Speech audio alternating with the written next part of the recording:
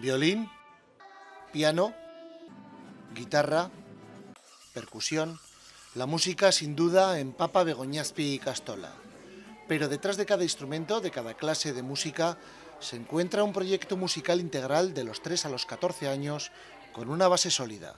La teoría de las inteligencias múltiples de Howard Gardner y por tanto el desarrollo de la inteligencia musical y un claro objetivo: que los alumnos aprendan a interpretar, a tocar un instrumento con todos los beneficios que ello conlleva. Luego el trabajar el instrumento en sí, bueno, pues es bueno también para los hemisferios cerebrales, ¿no? Se conectan ambos, ¿no? Trabajar la lógico-matemática, por un lado, que es, diríamos, el hemisferio izquierdo, y en la parte derecha, que es la parte artística. El proyecto musical de Begoñazpi y Castola se inicia en educación infantil, donde los alumnos comienzan con 3 años a sentir la música, a experimentar a través de la percusión. Con 4 y 5 años seguirán con la práctica del violín, un instrumento clásico y moderno al mismo tiempo, con el que los pequeños empezarán a trabajar el oído, el ritmo, la entonación. Y no solo eso, motivados con el instrumento, el violín les llevará a mejorar su memoria y organización, y también a gestionar sus emociones. Estamos viendo que a través de la práctica del violín los niños están mejorando mucho la concentración y sí que nos está ayudando a controlar un poco las emociones. Entonces yo creo que es una herramienta que además de musicalmente nos está ayudando mucho personalmente. En primaria entra en acción el piano y el lenguaje musical, con ejercicios de entonación, ritmo y canto, además de comenzar a conocer partituras básicas.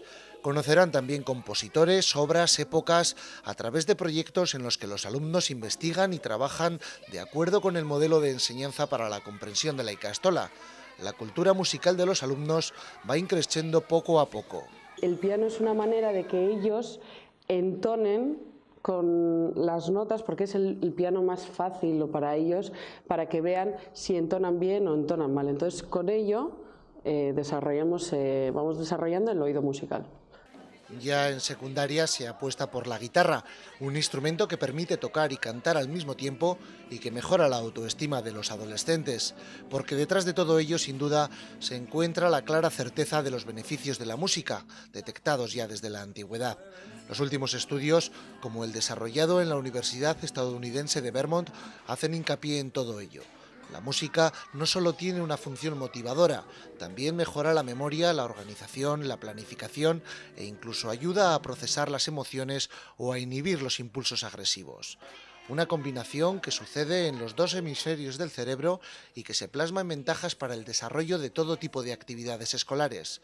En palabras de Platón, la música es para el alma lo que la gimnasia para el cuerpo.